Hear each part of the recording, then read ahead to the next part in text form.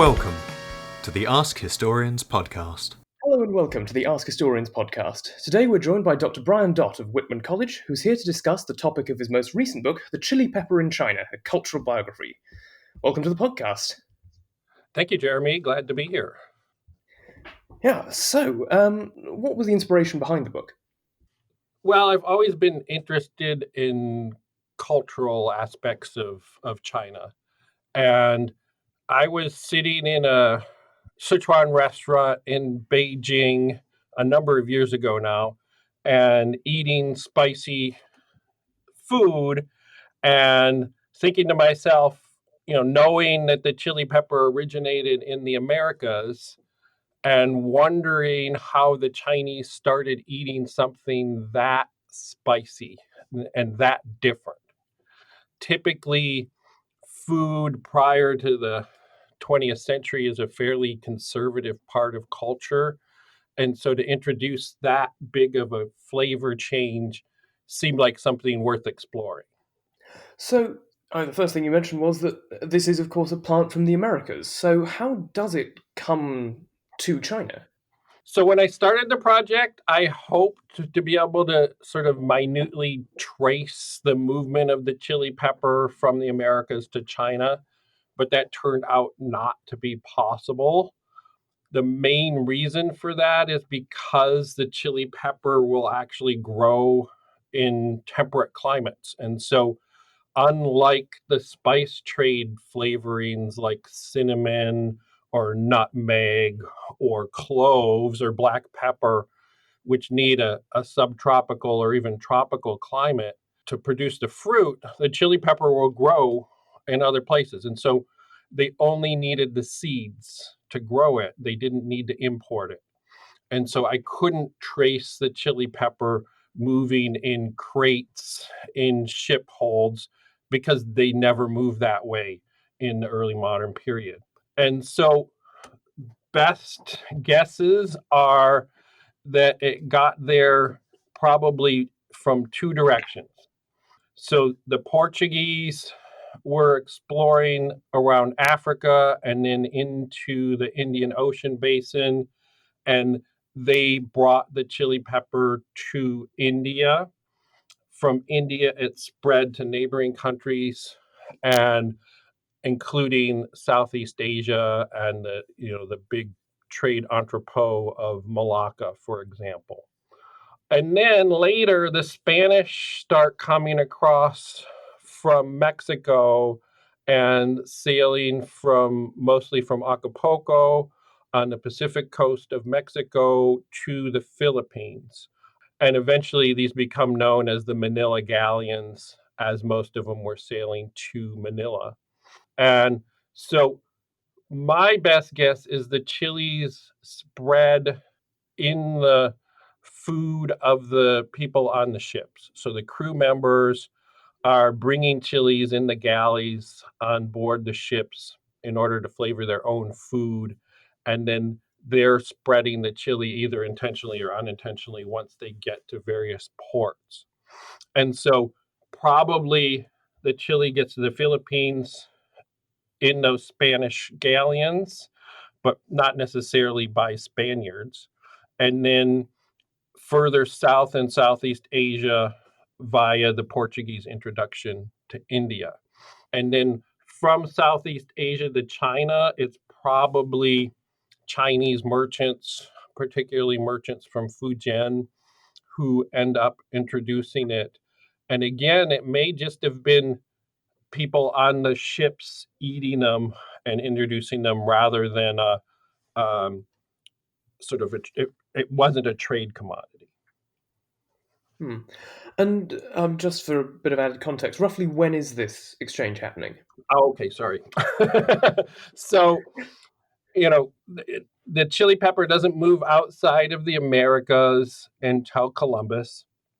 And probably it wasn't until his second voyage that the chili got taken back to Spain. So probably 1494, it's arriving in Spain. And then probably about 30 years after that is when it's getting to India, and maybe 1550s into Southeast Asia.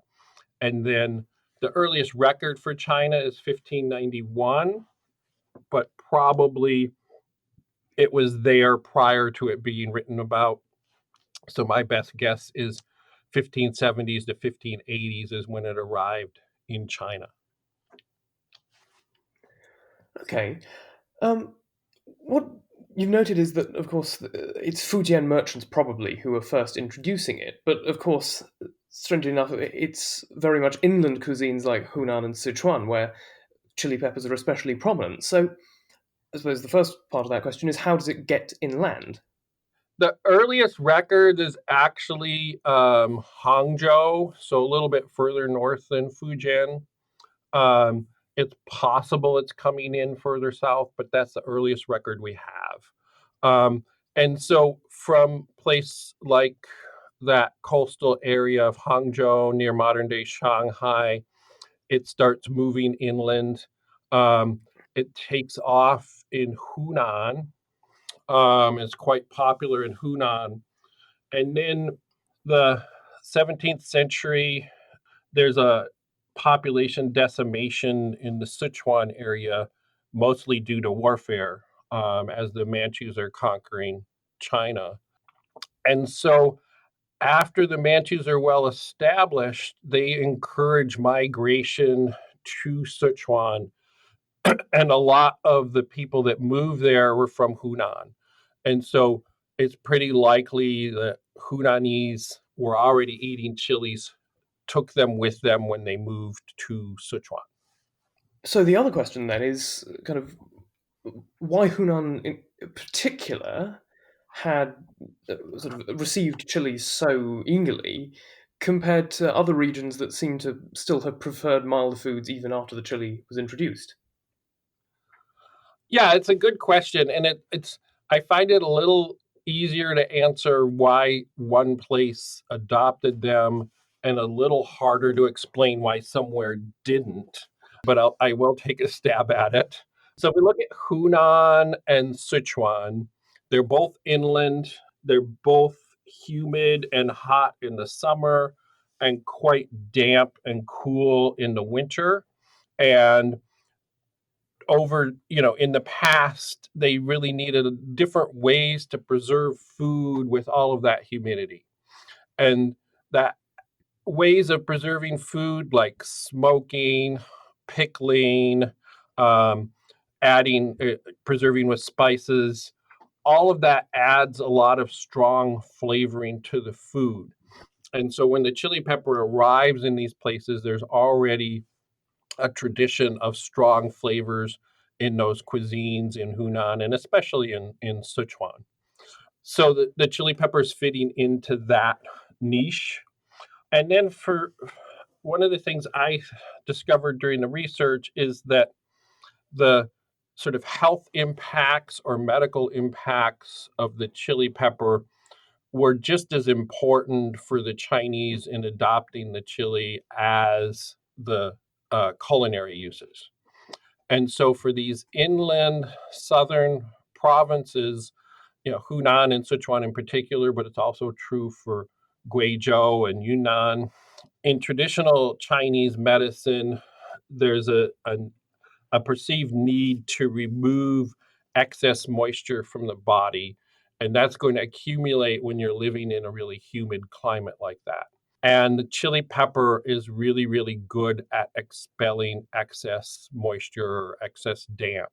And so even if a modern traditional Chinese doctor probably wouldn't prescribe chili peppers in a mixture of a treatment for a particular illness, most people in Hunan and Guizhou and Sichuan believe that they need to eat chilies regularly in order to keep healthy in that humid climate.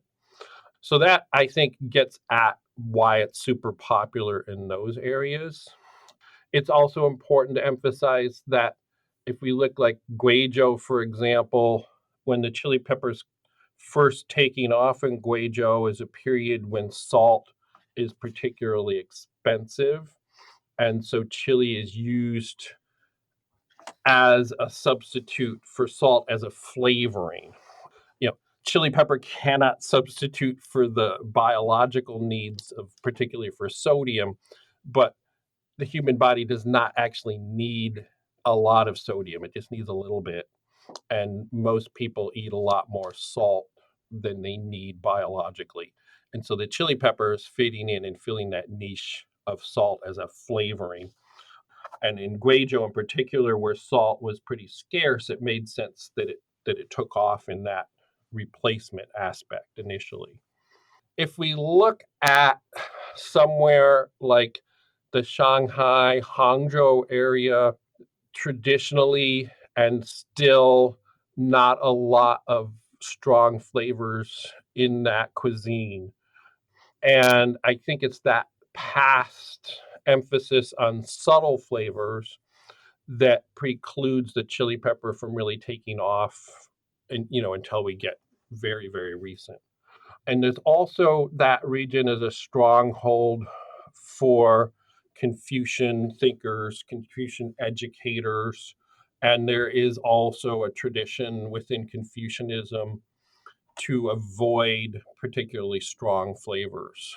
And that's especially true when you're preparing to perform a ritual, but it can carry over into the sort of everyday life as well. Strong flavors in existing cuisine is something you've just highlighted, and you mentioned in the book some of these, but what were the sorts of flavorings that you'd find in pre-chili pepper food, and how did the chili pepper come to replace them?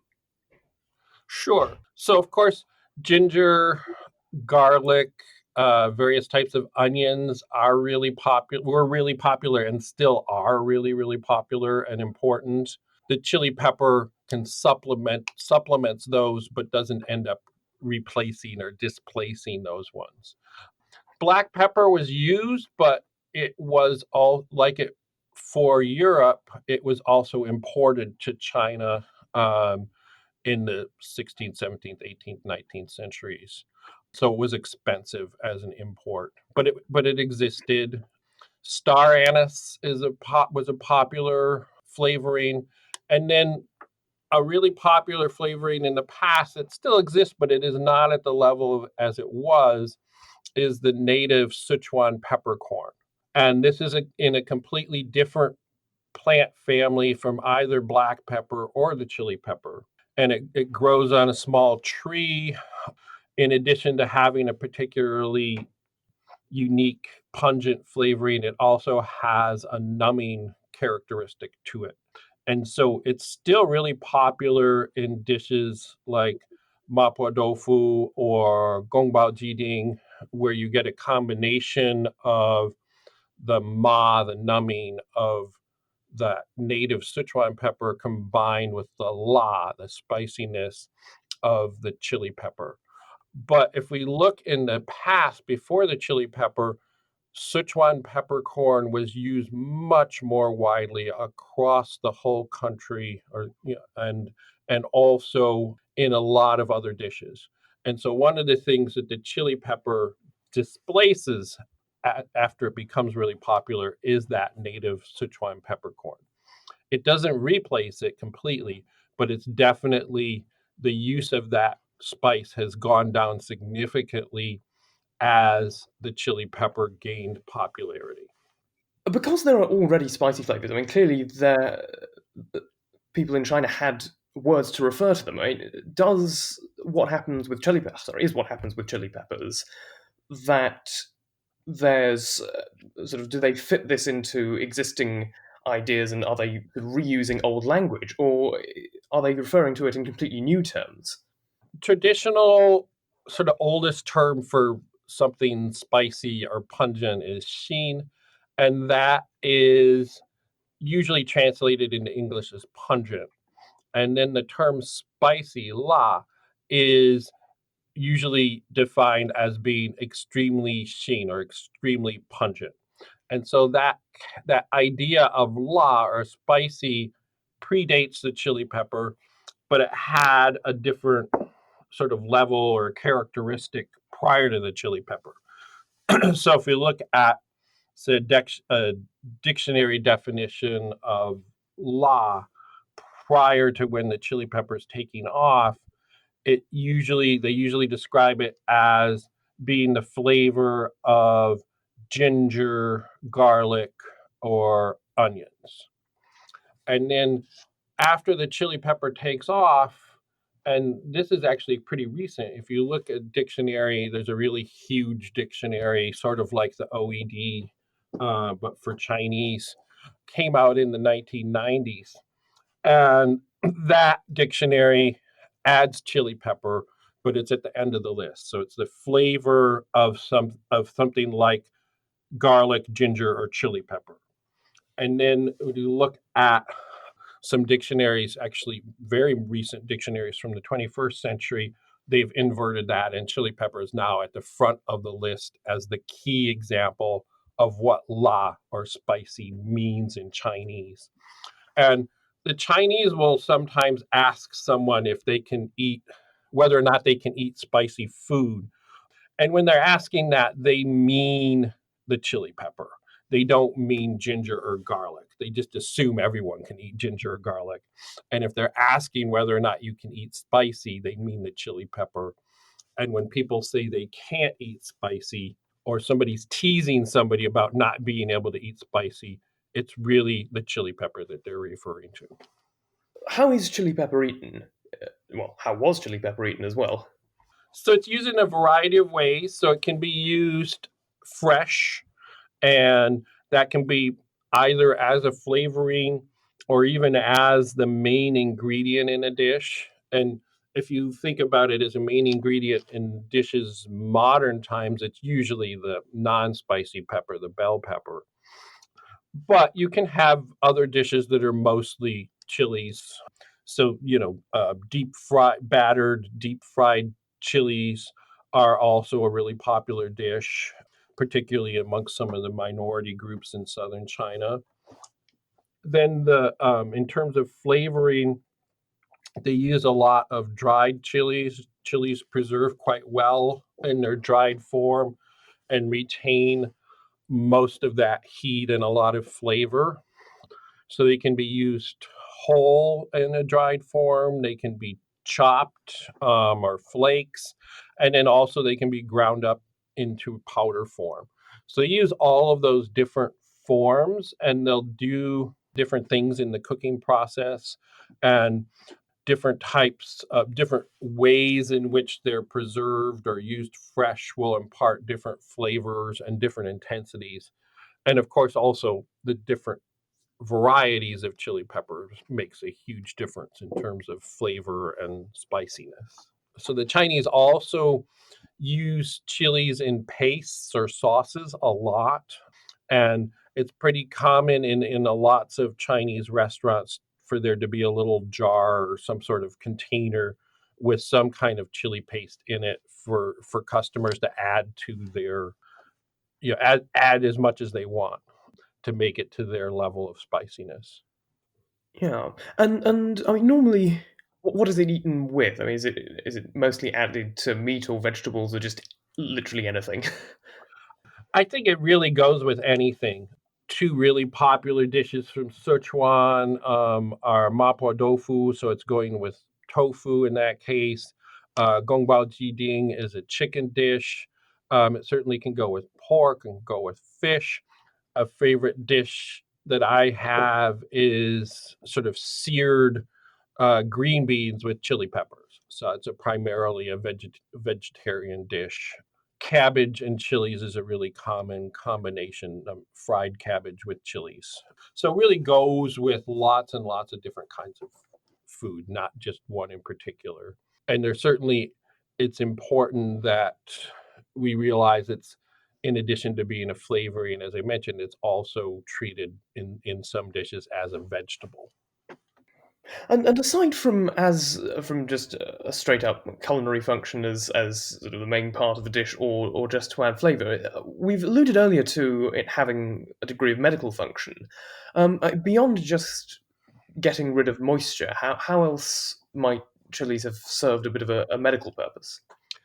So early on, it gets integrated into traditional Chinese medical systems. And that was really important for the chili becoming popular, was its sort of classification. And so it fits into that pungent category within what are called the 5 flavors. And those have particular medical uses, and they're associated with particular parts of the body. So they're seen as important for the lungs, and they're seen as important for the large intestines. And so any other pungent thing that they might have been using earlier, like Sichuan pepper, for example, they could go ahead and try and use the chili pepper. Typically, they're thinking of it as perhaps more powerful than some of the other ones, so you might use lower doses of it. A lot of sources talk about the chili pepper as being good for enhancing appetite, and also really good for helping with digestion. And if we look at modern biomedical studies of the chili pepper, we can see that capsaicin, which is the chemical within the chilies that gives it that heat, has the characteristic of increasing salivation and also increasing the flow of gastric juices in the stomach. And both of those can heighten appetite, but also are parts of the digestive system and help digestion get started. The chili pepper also, in addition to fitting into the system and doing things that you would expect things that have a pungent flavoring to do, the Chinese very early on clearly also just observed the effects of chilies and wrote about other things that the chili could be used for medically. And so a number of things that I had never thought of before include treatment for snake bites. And this seems to be used primarily for pain relief and as anti-swelling. So help reduce the pain and the swelling at the site. It's used externally. There are also people using it as treatment, both a treatment and a prophylactic for malaria. And then the one I really had not thought of is a treatment for hemorrhoids, and that one is taken internally. And a number of sources talk about it as a miraculous treatment for hemorrhoids. So clearly, some of these practitioners were finding it to be very efficacious. Can you have too much of it?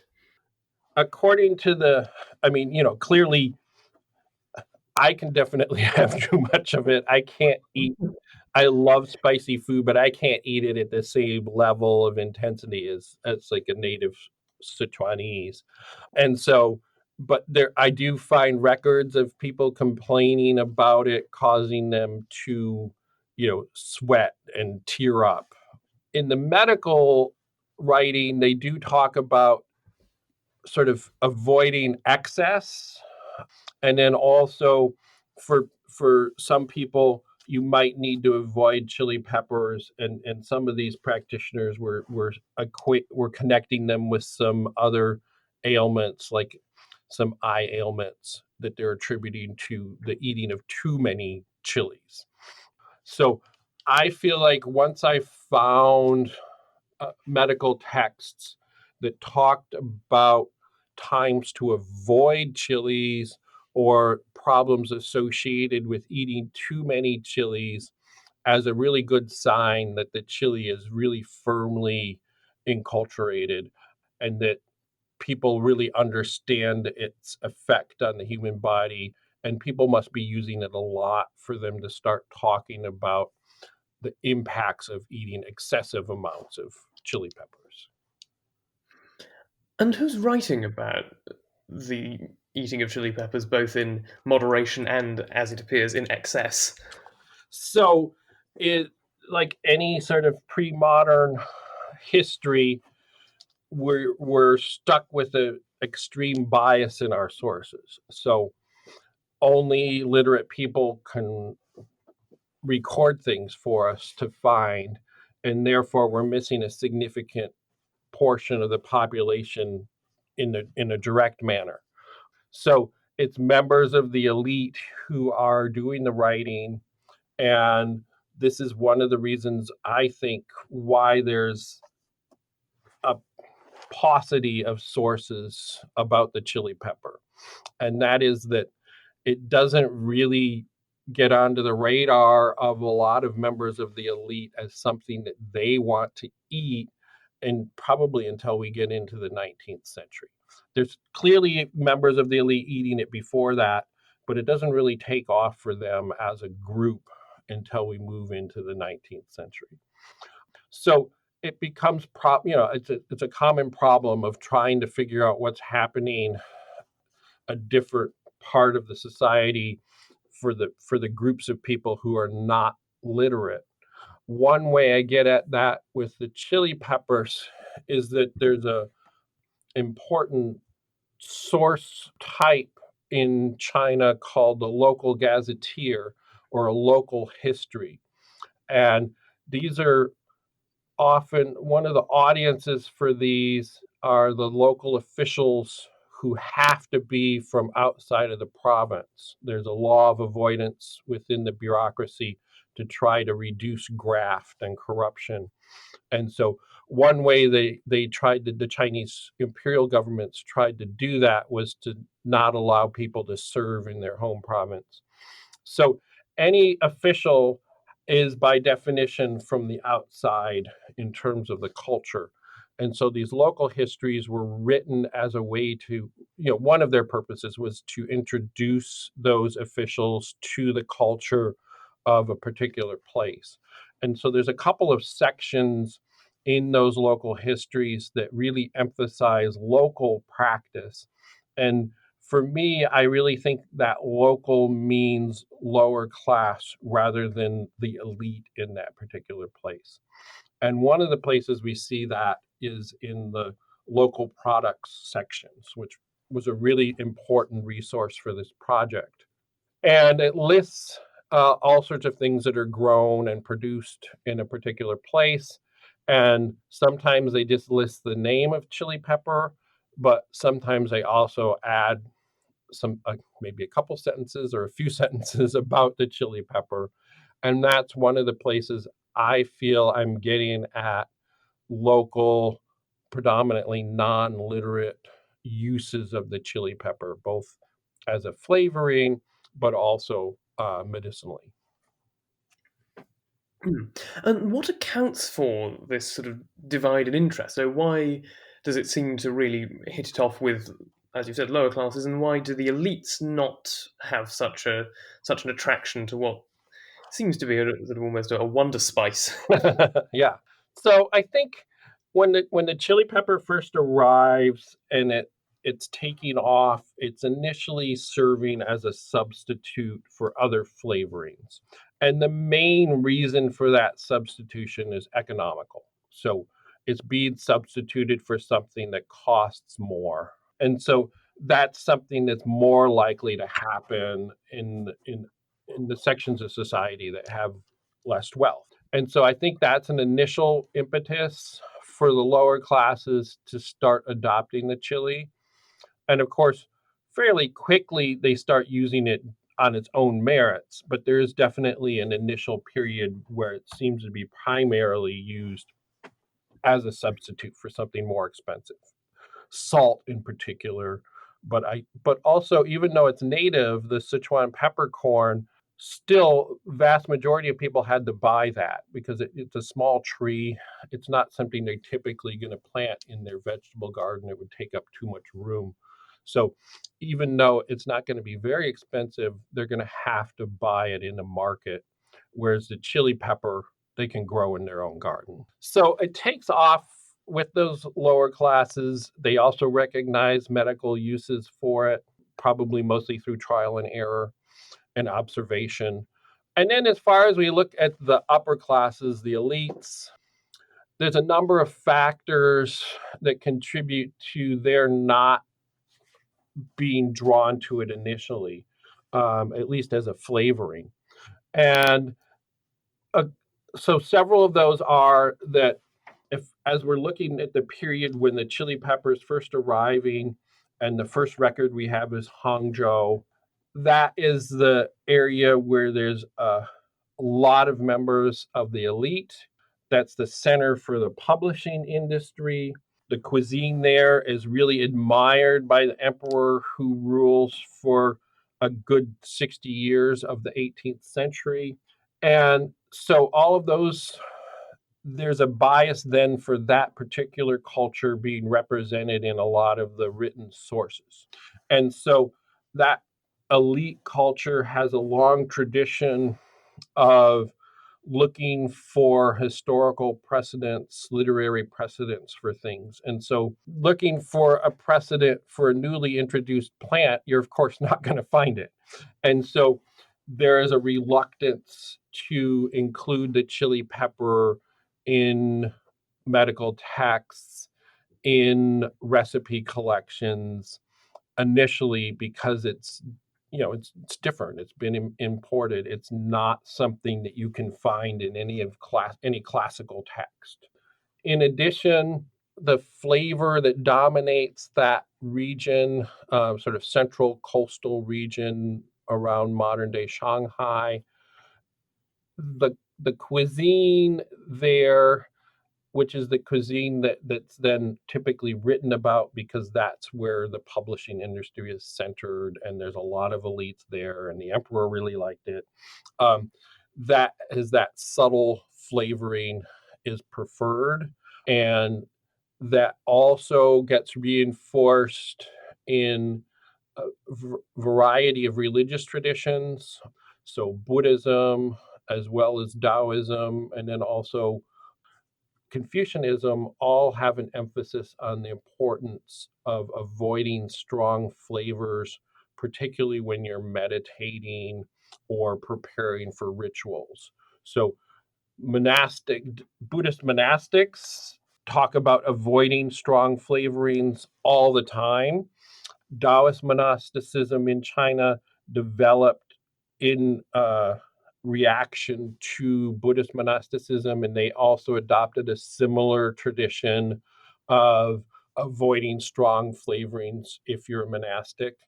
And then for Confucians, they don't have a monastic tradition, but they do have a lot of rituals, and there are rules for fasting and avoiding strong flavorings during that preparation for rituals. And I think that carries over into not wanting to have too strong of a flavoring. So it's that sort of combination of looking for precedent and avoiding strong flavoring that initially pushes back. And then, of course, not all of the members of the elite were wealthy, but the ones who were wealthy could afford things like imported black pepper. And, as just conspicuous consumption, you'd go for that rather than this really cheap chili pepper. Before we go on chronologically, I just wanted to ask, to what extent was chili pepper seen as a foreign thing? Because that was something that got brought up early on when it first appears in Hangzhou. So yeah, the earliest name for the pepper is fanjiao, which means foreign pepper, one of many different words for foreign. And so it's initially recognized as being an import. And that name hangs on for a while, but it's definitely no longer a common name for the chili pepper. It's used a little bit in Taiwan now, but not elsewhere. So that's recognized early on, but then becomes less emphasized as it spreads to other parts of the country. And so other names emerge, many of which don't have any sort of emphasis on the fact that it's imported. Interestingly, so if we look at modern uses,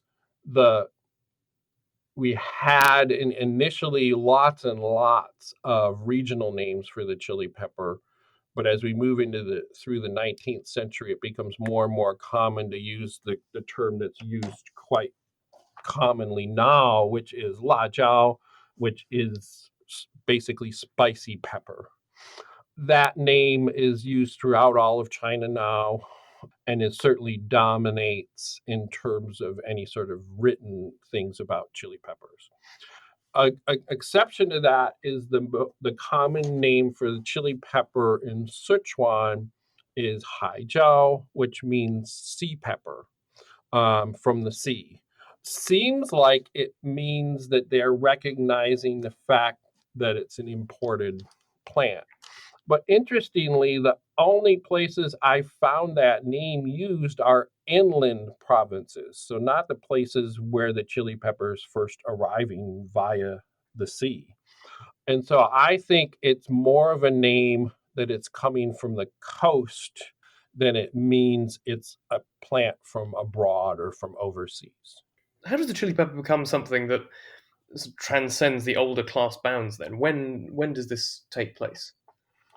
So the earliest recipe collection or cookbook to include the chili pepper is from around 1790. And so that's a, a clear beginning of where we're getting a much sort of broader acceptance of the chili pepper by elite members of the society. And then later in the 19th century is when we get the sort of longest medical source. It's actually also the longest source, pre-20th century source about the chili peppers. Even though it's finished being written in the early 19th century, it doesn't get published till sort of mid 19th century. And then it gets sort of widely disseminated in the late 19th century. So that helps a lot. So it's sort of throughout the 19th century that the chili pepper is really taking off as something that's not just a lower class item. It's also important to emphasize that initially elites are using the chili pepper, but they're using it for its beauty, for its aesthetics. So that very first source from 1591, it's clear from the context of where the author placed the chili pepper in this very large work that he was using the chili pepper as a decorative plant. So it gets used by the elite in that way initially, but as we move into the 19th century, they're starting to be much more actively using it as a flavoring and also as a medicine. And why is this? What accounts for this movement of this increase in elite popularity? I suppose you can call it that. Yeah, so I mean, I did a lot of explaining why they didn't eat it. So what's the change that takes place? I think one of the changes is that it's just becoming much more widely available, and they're seeing it a lot more. And they're going to start thinking about using it. As we move into the sort of latter part of the 19th century, we get shifts in the education system, starting to use modern, initially developed in the West, systems for classifying plants, and you have a little less need for relying on that precedent of finding something in an early Chinese source. So I think those things all work together to make the chili pepper more popular. And then once it gets into that first cookbook and becomes available as essentially an appendix to a really popular medical text, that lends some precedent to it that it hadn't had earlier. And as you're moving forward in time, a text from 1790 is going to have a little more cachet to it if you're in 1870 than if you're in 1790. So it just takes time, and as it gets integrated, it's seen more both physically and also in sources, and also shifts in at least for some of the elite in terms of their focus in terms of education and understanding of natural sciences. So let's backtrack a bit to something you mentioned earlier, which is aesthetics. So clearly the elites do have chili peppers, but yeah, as you've said, they're not necessarily eating them. How are the chili peppers seen? Quite literally. So the Chinese really value red. It's a color of celebration. So, for example, a traditional wedding dress for the bride is red. Red is the dominant color at New Year's celebrations. So this bright red chili pod is really fits into that attraction for red. And then it's, one plant will have a lot of pods. And then there's just a really aesthetically, there's just a really nice contrast between the bright red pods and the dark green leaves. Those two colors complement each other really nicely. And so that I think is what really attracted them in terms of using the plant as a decoration and valuing it for its aesthetics. Over time, it becomes, and it's really quite recent, it's become a really popular symbol used predominantly at New Year's, where you'll get strings of artificial chili peppers. So they're made of glass or sometimes plastic, or more commonly out of cloth. And those are hung up, usually one on either side of a doorway, as a blessing for the new year. And it's essentially a prayer for an abundant and happy new year. And that's something that's quite recent. I think one of the things that's going on there, and it's hard to pinpoint this, but firecrackers used to be really popular and important parts of celebrations, including the New Year celebrations. And the traditional Chinese firecrackers are long strings of small firecrackers that the outer layer is red paper. And so there's a strong visual parallel between strings of firecrackers and strings of chili peppers. And in modern times in mainland China, the government has outlawed firecrackers for safety reasons, both to prevent fire and to prevent injuries. And so you can't light off, if you live in a city, you can't light off a string of firecrackers outside of your door, and certainly not if you live in an apartment building. And so I think the chili peppers are in some way serving as sort of a subconscious substitute for those firecrackers. The firecrackers, lighting off the firecrackers, one of the purposes of that is to scare away evil spirits. And I think there may be a level at which that hanging of those chili peppers and wishing for a good new year may again have a little bit of an element of helping to scare away evil spirits. It's something that I hadn't been able to really pinpoint or find good documentation for the book, but it's something that I want to pursue in a subsequent research project. Yeah, it's coming full circle a bit that chilies start out substituting for existing pungent flavors, and yeah, now for now for firecrackers. Right. Yeah. One thing that's emphasized in the book is how chili peppers have served as a vehicle for expressing regional identities. Which regional identities have been particularly associated with chili peppers, and how? So the two regions that have sort of the most focus are Hunan and Sichuan. It's important to emphasize that there are other neighboring provinces there where perhaps people eat as much or more chili peppers. These would be Guizhou and Yunnan and Hubei, for example. But just in terms of a sort of combination of the people who live in the place self-identifying as eating chilies as an important part of their regional identity, and the rest of China looking and sort of stereotyping and seeing particular regions as eating lots of chilies. Sichuan and Hunan really stand out for in that context, but especially for the people outside of the region labeling the people that are from inside those regions. Obviously, the people who live there have other things that they do and associate with their identity. But one of an important element of that regional identity is that they eat spicy food, and that means that they eat chili peppers.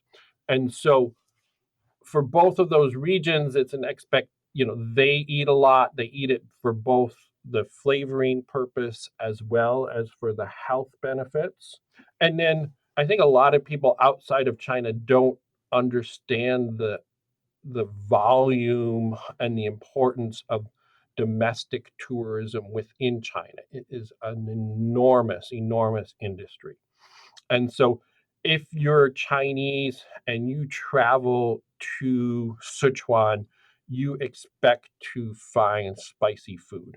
And you're going to search it out, and you might even visit places where they make spicy, chili pepper paste or flavorings or things like that.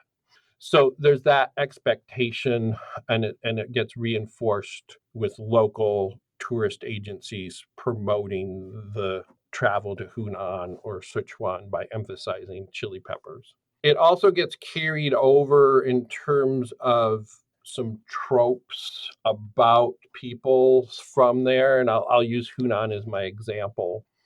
So Mao Zedong, Chairman Mao, was from Hunan, and he loved chili peppers. He would even sprinkle chili peppers on his watermelon. He would tease anybody who was eating with him who could not eat really spicy food. At one point, one of his doctors suggested that he eat fewer chili peppers, and he retorted that if I'm afraid of chili peppers in my bowl, how am I going to face the enemy? And so we get that. That's a really good example of how the chili pepper gets associated with that particular place of Hunan, but it also gets associated with military capability, and in this case, with revolution. And another time, Mao, somewhat jokingly stated that without the chili pepper, there would not have been a revolution.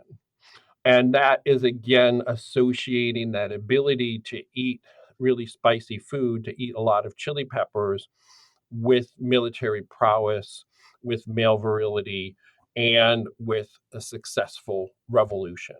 And so we can see that trope or that correlation, or that symbolism of the chili pepper with the revolution, with military prowess, continues all the way up to the present. And so a number of scholars have noted how many important military leaders since the mid 19th century were from Hunan or Sichuan, and emphasize that parallel between military capability and eating of chili peppers. Another really interesting sort of gender trope that develops centered around the chili pepper is for women.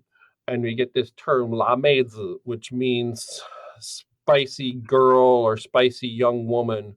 It's especially associated with women from Hunan, but it also sometimes used for describing women from Sichuan.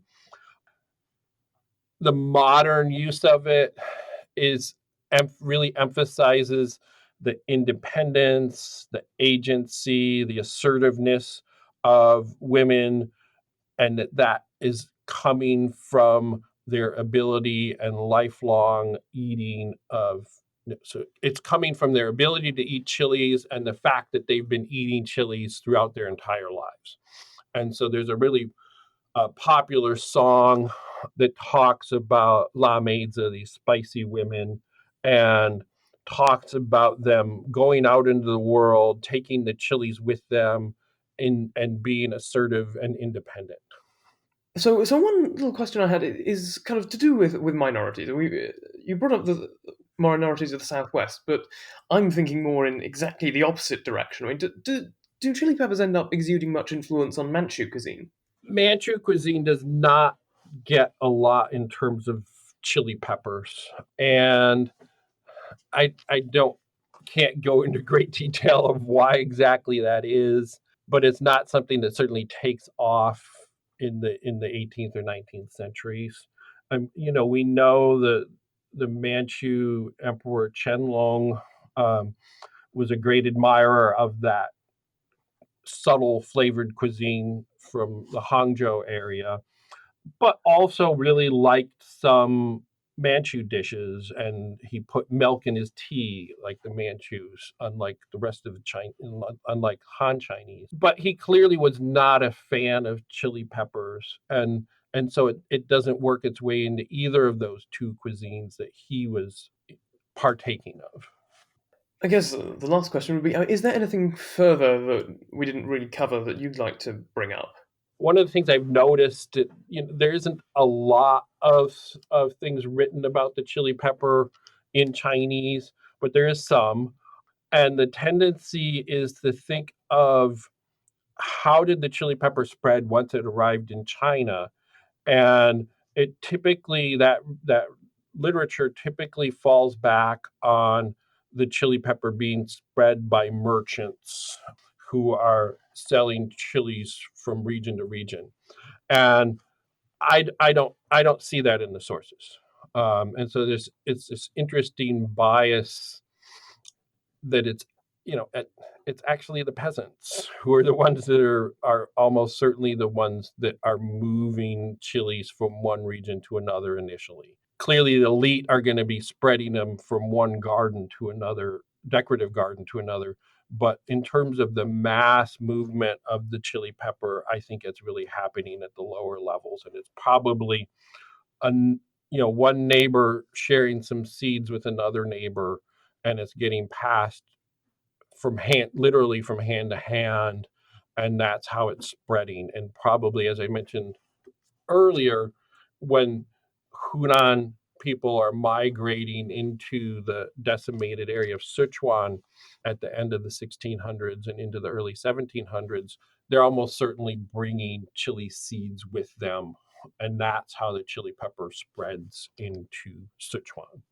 Well, thank you. This has been absolutely fascinating, and I hope this encourages quite a lot of people to get your book when it comes out later in the month.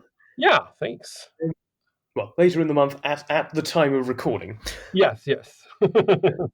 You've been listening to the Ask Historians podcast. Please support us at patreon.com/AskHistorians.